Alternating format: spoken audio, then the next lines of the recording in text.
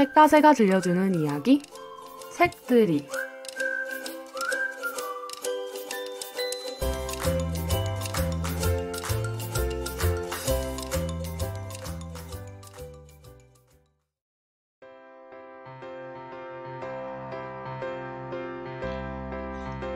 안녕하세요. 책마을 놀이터 14번째 시간, 저는 진행을 맡은 류한경입니다. 오늘은 예쁜 식물 그림과 식물 이야기가 가득한 책을 읽어볼게요.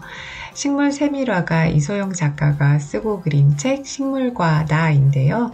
이 책을 처음 읽으면서 식물에 대해서 참 많이 배우겠구나 하면서 읽기 시작했는데 식물뿐만 아니라 인생에 대해서도 많은 깨달음을 얻을 수 있는 책이었습니다.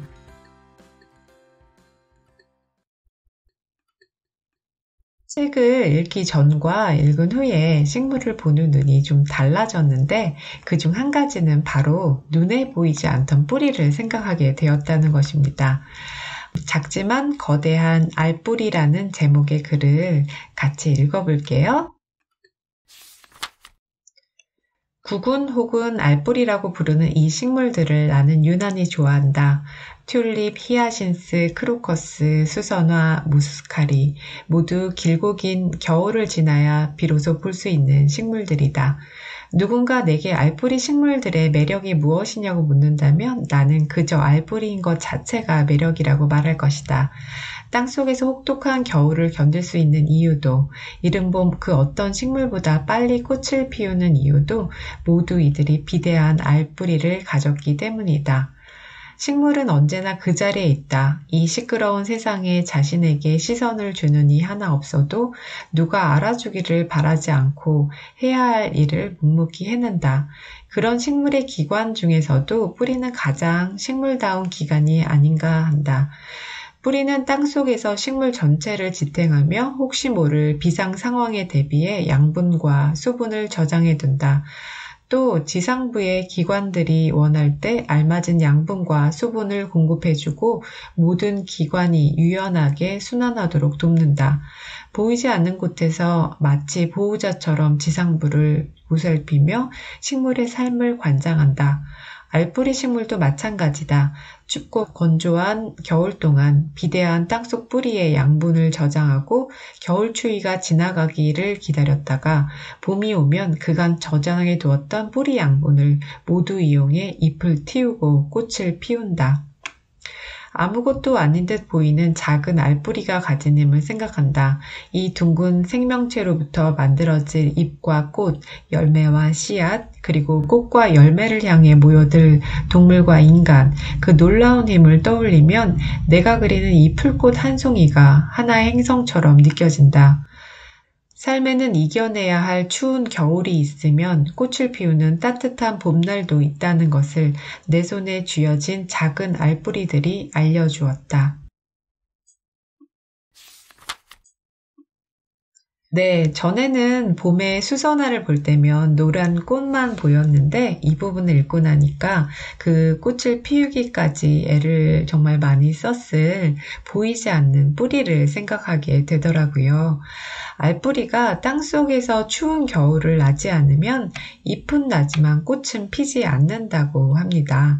추운 겨울을 지나야 비로소 꽃피는 봄이 있다는 인생의 깨달음도 얻을 수 있었던 대목이었습니다. 제가 이 책으로 독서 모임을 진행했었는데 그때 많은 분들이 공감해 주셨던 대목도 소개해 봅니다. 바로 꽃다발을 만들며 라는 글입니다. 꽃다발의 빈자리를 메꾸면서 다른 꽃을 더 빛나게 해주는 것, 이것이 안개꽃의 역할이다. 그래서인지 꽃다발 중에는 장미보다 안개꽃이 훨씬 많은 것도 있지만 우리는 이 꽃다발을 장미다발로 기억할 뿐 누구도 안개에는 관심을 갖지 않는다. 안개꽃의 존재는 늘 잊히기 쉽다. 꽃다발을 만들 때면 우리 사회의 구성원도 꽃다발의 그것과 크게 다르지 않다는 생각이 든다. 어느 집단에서든 중심이 되는 존재와 그 뒤를 쫓는 사람들, 그리고 주류와는 또 다른 길을 가는 사람들이 있기 마련이다. 중요한 것은 사회를 이루는 근간은 사실 안개꽃과 소국처럼 작고 평범한 사람들이라는 사실이다. 하지만 특별한 취급을 받는 이는 대개 눈에 잘 띄고 특이하고 도드라진 몇몇 사람일 때가 많다. 보통 사람들은 그 특별한 사람을 위해 존재하는 것처럼 느껴질 때 우리는 사회 구성원으로서 의구심과 회의감을 갖게 되기도 한다. 그러나 막상 직접 꽃다발을 만들다 보면 꽃 한 송이, 심지어는 잎이나 나뭇가지 하나도 아름답지 않고 귀하지 않은 게 없다는 걸 알게 된다. 안개꽃과 소국도 자세히 들여다보면 치밀하게 구성된 꽃잎 하나하나가 놀라움 그 자체이고 그 안에 수술색도 꽃잎색과 대비되어 화려하기 그지없다. 내가 늘상 가는 숲에서도 마찬가지다. 어느 하나만 특별한 경우는 없다. 숲속 모든 식물이 각자 제 역할을 하기에 숲은 순환한다. 모두 주목받고 싶고 특별한 존재가 되고 싶어하는 이 세상에서 애써 특별해지고 싶어 아등바등하지 않는, 그래서 드러나지 않는 보통의 식물들, 나는 이들의 존재를 기억하고 싶다. 네, 정말 그동안은 꽃다발 속의 안개꽃에 별로 눈길을 주지 않았던 것 같아요. 늘 주연인 꽃이 있고 안개꽃은 배경일 뿐이었는데 이 글을 읽고 나니까 작은 꽃들이 더 소중하게 보이고 또 이 책에 저자가 그린 안개꽃 그림도 있거든요. 그 그림을 보면서 안개꽃이 이렇게 예뻤구나 감탄도 하게 되었습니다. 우리 사회를 이루고 있는 평범한 사람들에 대해서도 다시 생각을 해보게 되었는데요.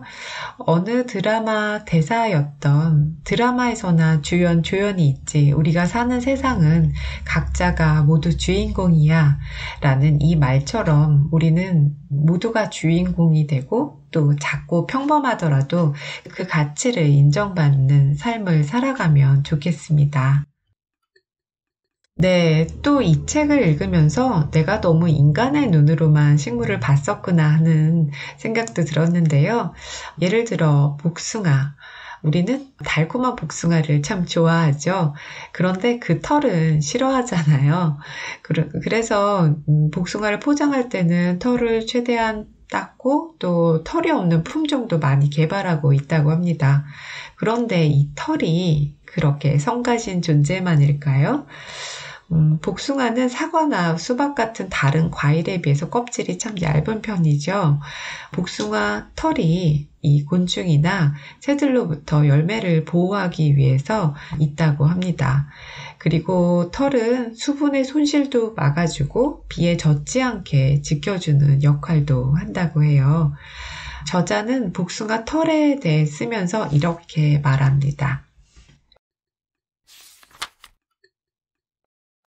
식물의 형태는 언제나 그들이 살아온 역사를 말해준다. 그 모습을 있는 그대로 받아들이려 한다. 그렇게 나는 복숭아의 털마저 좋아하기로 했다. 따가운 털을 움켜쥐어야 비로소 달콤한 과육을 즐길 수 있다는 것. 어쩌면 우리가 복숭아라는 과일을 먹기 위해 치러야 하는 당연한 대가가 아닐까? 네, 인간의 입장에서는 이 복숭아 털이 싫지만 복숭아에게는 정말 꼭 필요하고 고마운 존재입니다. 인간의 눈이 아니라 식물의 눈으로 식물을 있는 그대로 보고 아낄 줄 알아야겠다는 반성을 해본 대목이었습니다. 네, 이 책은 봄, 여름, 가을, 겨울 이렇게 사계절로 장이 나누어져 있는데 이 책에서 사계절의 식물들을 따라 읽다 보면 한 해를 같이 살아간 느낌이 들더라고요. 겨울편에서 읽은 이 글도 참 마음에 와닿았는데요. 한번 읽어보겠습니다.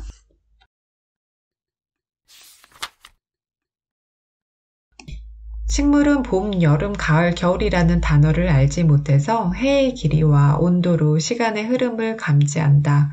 어떤 개나리든 가끔 아직 봄이 오지 않았는데도 꽃을 피운다.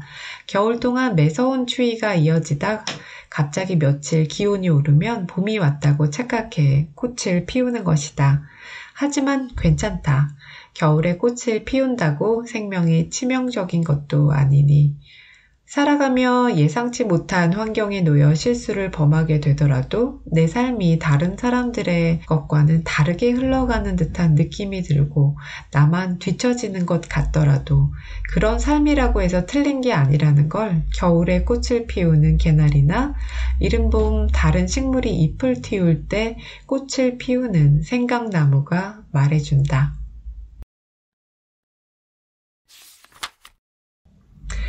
독서 모임에서 책을 같이 읽은 한 분은 취업 준비로 힘들어하는 딸에게 이 부분을 읽어주고 싶다고 하셨습니다. 네, 맞습니다. 누구나 각자의 속도가 다르고 꽃피는 시기도 다를 수 있죠. 하지만 다른 게 틀린 건 아닙니다. 자신만의 꽃을 피울 때가 다른 거죠.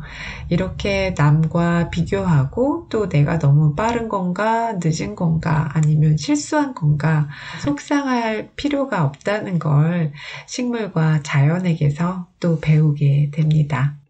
네, 오늘 식물과 나 함께 읽어보았는데요. 참 와닿는 내용도 많았고 장마다 담긴 식물 셈이라도 참 예쁜 책이었습니다. 누구나 식물에 얽힌 추억 하나쯤은 있으실 거예요. 이 책을 읽으면서 식물에 얽힌 나만의 여러 추억들도 떠올려 보시면 좋겠습니다. 식물들을 바라볼 때처럼 마음이 편안해지는 책, 식물과 나를 함께 읽어본 오늘 책모아 놀이터 이만 마치겠습니다. 함께 해주신 여러분 감사합니다.